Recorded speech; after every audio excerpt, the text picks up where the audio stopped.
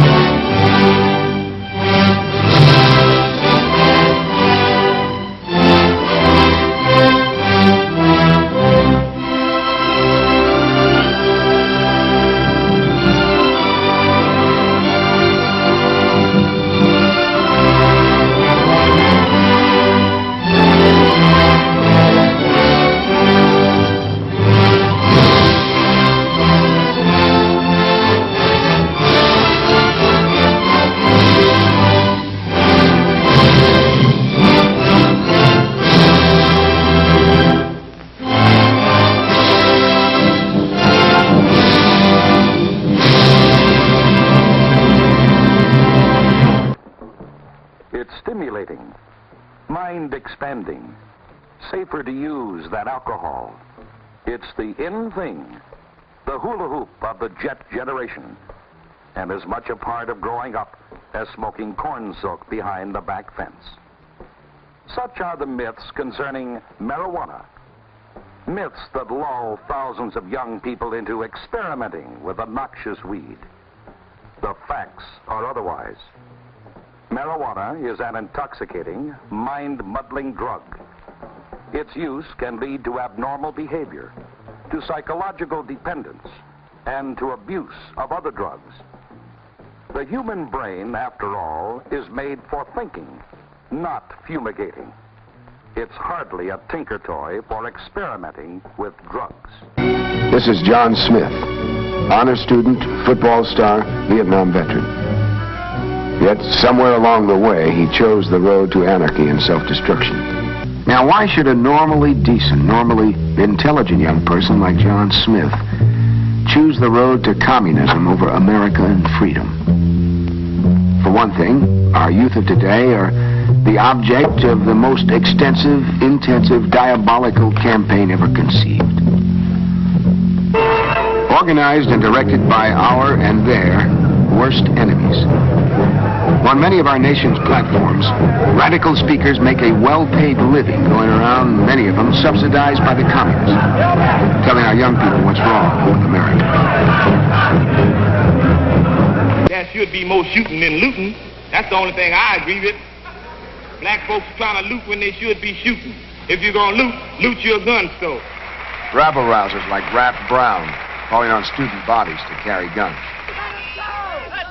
Well, as you can see, words breed guns and more guns, and retaliatory guns, and bombs, and killing.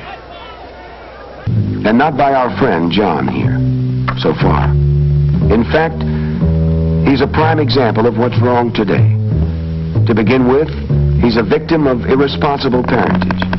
He has missed the stabilizing influence of a good home and religious upbringing. He has been listening to the wrong people. He has gone in for drugs, loose morals, and wanton destruction. He blames it on what's wrong with America. Well, maybe it's time some of us should start reminding him what's right with America. Hey, what's going on here? All part of this freedom of filth. Filthy language no decent person would speak. Filthy books and magazine no decent person would read. To create an atmosphere of general acceptance to all kinds of degeneration. And to sell their propaganda, they need a lure. The fast buck, huh? It's lure enough for certain types of publishers and producers. Then for the younger generation, the lure, of course, is free sex. You see. Because it makes light of marriage and breaks down the institution of the home quicker than anything else. That was a big kick. What are we alive for except to grab all the kicks we can? Heroin, each. There was something to be said for that.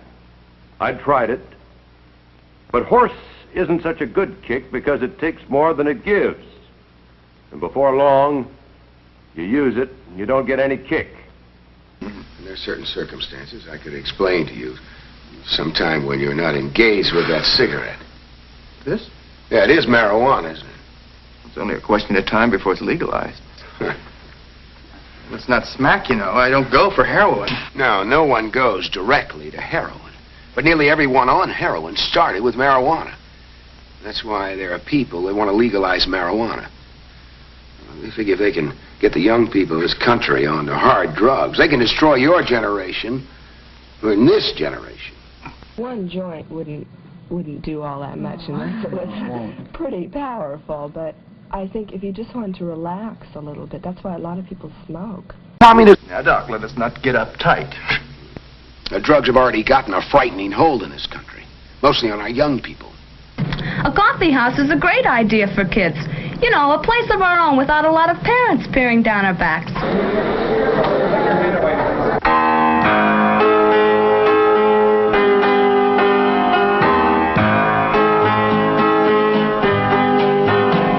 There's not much happening in this old town.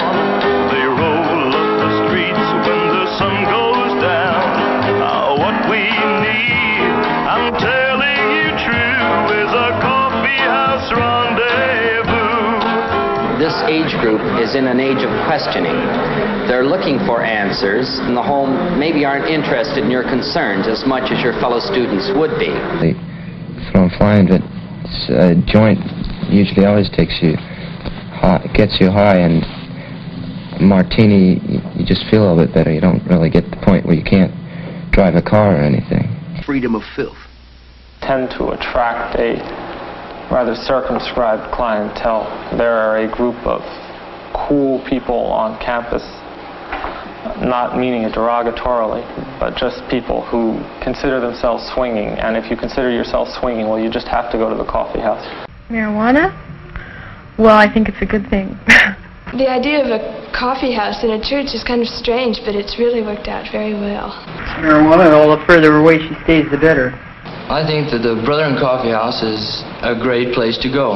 The communist line. Drugs are the reason why our crime rate is climbing 10 times faster than our population. Well, this is a nation that's in serious trouble. Or at least that's the way I look at it. I'm brainier than a lot of gang guys. I spend a lot of time thinking. Maybe I should have been a professor. I am Sam Hardin, History Department, Miss University. Sure.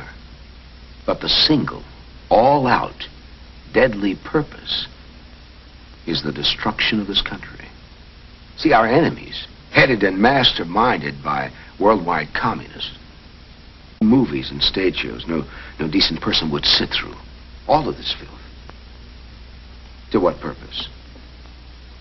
Fast buck, I suppose. No, that's not the purpose. That's the lure. Lure? They found out that they can't destroy us from without until first they weaken us from within. And John, they think they can do it. Sit down, Doc. What did you say? I said sit down.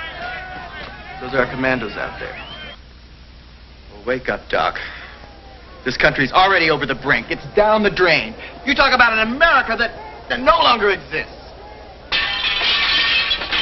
Don't try it, Doc. Don't be a hero with a broken head. Hear that out there? That's your generation going down out there. Don't fool yourself into thinking that we're just a few. No, we've got chapters on more than 200 campuses. And we've got more than 40,000 members, a bunch of them right out there. So a beautiful gullibility. You're stupid, do nothing about it. That all helps us wreck your establishment. Baby, we are the new revolutionaries. End of quote.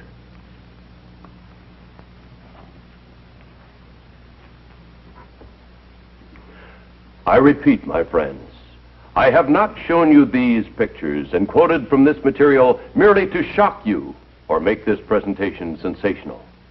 It is only to show what is openly available on your newsstands. And think of this. What you have just seen is not the worst material available. And yet, even this required editing to make it suitable to be shown in this film.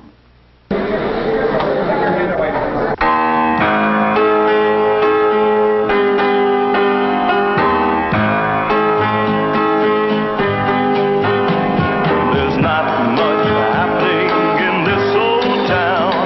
They roll up the streets when the sun goes down. What we need, I'm telling you true, is a coffee house rendezvous. Freedom of filth.